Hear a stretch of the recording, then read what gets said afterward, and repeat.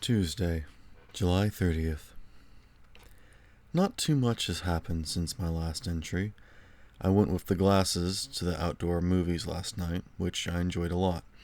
It was the first time I had ever been to one.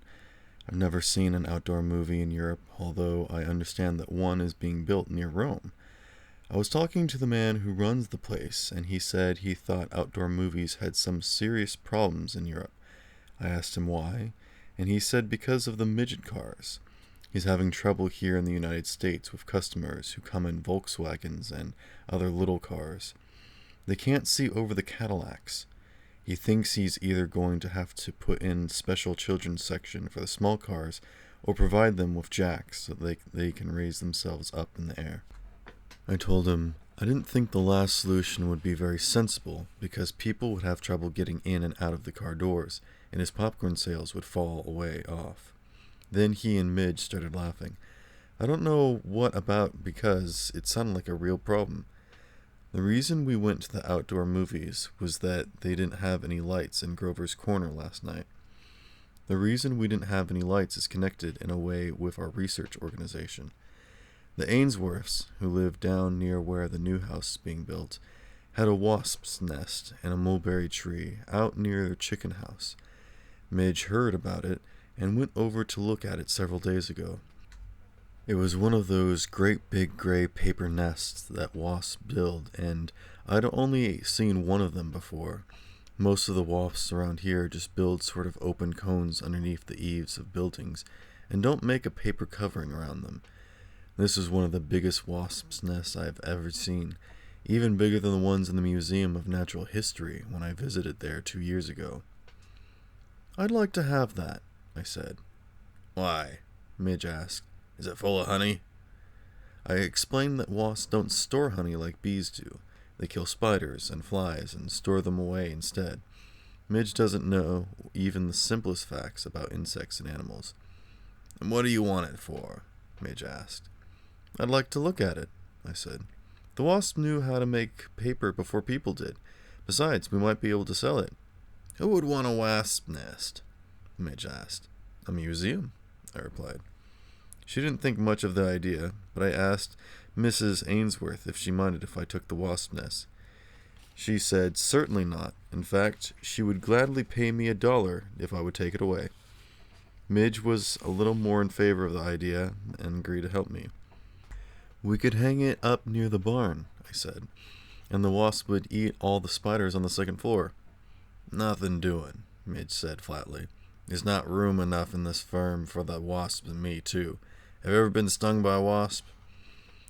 I'd never been stung by a wasp, although I have been stung by bees. Midge said that it wasn't the same thing at all. Finally, I agreed that we wouldn't try to preserve the wasps, just the nest. We found a 5-gallon pretzel tin that seemed like the perfect container, and we went over to get the nest. I borrowed Mrs. Ainsworth's ladder and got it up against the tree without any trouble. I was about 2/3 of the way up the ladder with a saw in my hand, planning to saw off the limb where the nest hung. Then I got stung. Midge was right. A wasp sting is nothing like a bee sting. It really hurts. I decided right then and there that I wasn't going to get the nest until I had the proper equipment. I asked Uncle Al that night if he knew where I could buy a can of smoke that beekeepers use. Naturally, he wanted to know what I was going to use it for. I told him that I wanted to get rid of some wasps. Your mother liked bees and you like wasps, he said, shaking his head. I suppose you'll be stung less if you have the smoke than if you don't have it. Frankly, my advice is to stay as far away from wasps as possible. I have put off painting the eaves of that garage out there for 2 years because of those wasps. He got me the smoke yesterday morning, and I got out my mother's old bee equipment. The net was full of holes, but Aunt Mabel made me a new net out of old curtain. The net is attached to the hat at the top and comes down over my shoulders. There are 2 drawstrings to pull it tight around my chest and under the arms. After I got the net on, I put on a jacket and some long gloves. Then I was practically sting-proof. I tried out my suit first on the wasp's nest under the eaves of Uncle Al's garage. These weren't the kind of wasps that build the big paper nests, of course, and they weren't very interesting, but my net worked perfectly and I didn't bother using any smoke. I simply climbed up on the stepladder and knocked all the cones down. The wasps buzzed around my head as mad as could be, but they couldn't get through to sting me. Next, we went over to Miss Ainsworth's, and I put on the ladder again. I climbed up to the top, not paying any attention to the wasps. When I got up to the nest, I gave it several shots of the smoke can. I wasn't worried about them stinging me, but I knew that when I started sawing off the limb, they would get really mad. Midge was holding the ladder, and she didn't have any net. Everything went perfectly, which shows that if you plan in advance, you can do almost anything without any trouble. I sawed off the outer end of the limb first, and then sawed it again between the tree and the nest. That left the nest hanging to that little piece of limb, about a foot long, which I was holding. I had poked a tiny hole in the top of the pretzel can lid, and had threaded a little piece of wire through this. I climbed down with the nest, hung it to the little wire loop in the lid, and put the lid carefully on the can.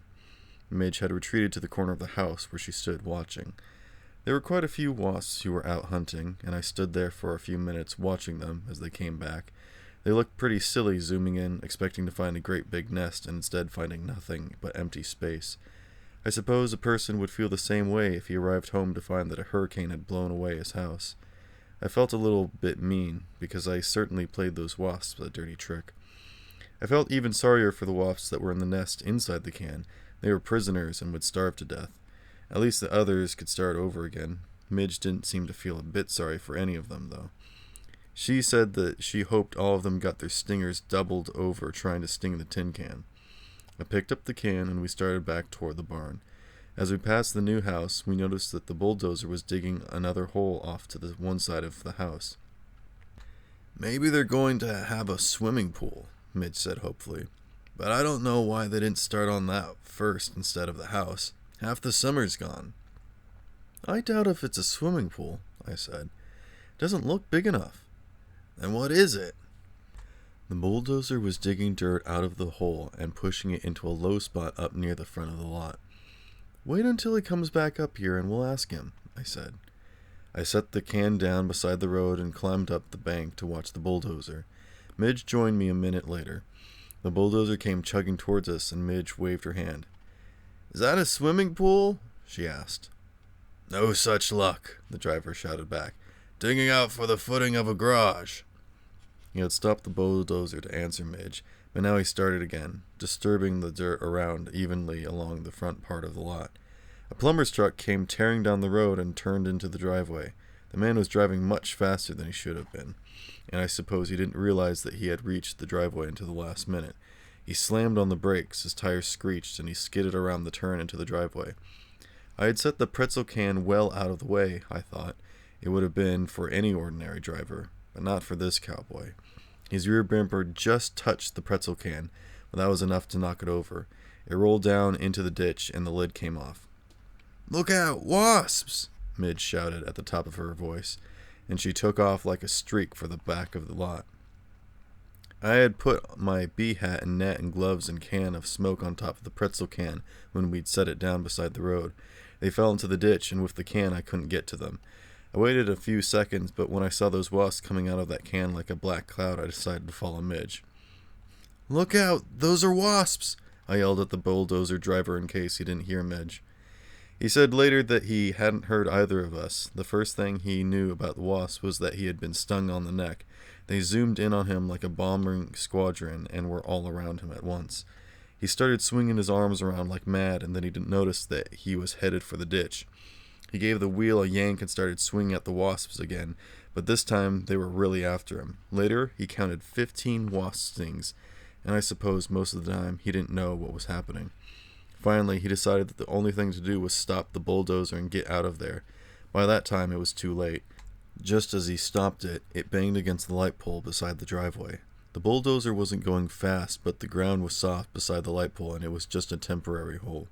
It didn't break off, but it leaned over about 45-degree angle. It reached far enough to hit against the main lines of the road and snap one of them. By this time, the wasps had reached the house, and they were still after blood. They chased the mason and the 2 carpenters out of there and stung all 3 of them. The man who had caused all the trouble, the plumber, didn't get stung at all. After a few minutes passed, I found a long stick, and I slipped back out by the road. I managed to get my hat and net and put these on. Then I walked down into the ditch, got my gloves, and put the lid back on the can. Most of the wasps had left the nest. It had broken into 3 or 4 pieces. I was pretty sore at that plumber for ruining my wasp nest, but there wasn't much point in complaining. I couldn't ask him to pay for the nest because I didn't know what it was worth. I decided to say nothing. Besides, I thought it might be just as well if that bulldozer operator didn't know where the wasps came from. I dumped what remained of the nest out in the alfalfa field in the back of the lot and put away my bee equipment. I hadn't seen a sign of Midge since the can was knocked in the ditch. As I came out of the barn, she came across the street. "Where have you been?" I asked. "I went back to collect that dollar from Mrs. Ainsworth," she said. "I thought maybe I'd get it before she'd decide to cook dinner tonight." "What's that got to do with it?" "She's got an electric stove," Midge said. "In case you haven't heard, there isn't any power in Grover's Corner." She was right. Someone phoned the power company, and they promised to be out as soon as they could, but they hadn't appeared yet at dusk, and everybody in Grover's Corner last night ate dinner by candlelight. Of course, some people couldn't even cook dinner at home because they had electric stoves, so they went out to restaurants. Aunt Mabel has a bottle gas stove, so it didn't make much difference at our house. The Glasses have an electric stove, but Mr. Glass grilled a steak outside on the charcoal grill. Mr. Glass had planned to do some work on the scientific paper that he was writing, but since there weren't any lights, he decided to take the family to the outdoor movies, and they invited me to go along. The power company worked fast, and by the time we got back from the movies, there were lights again.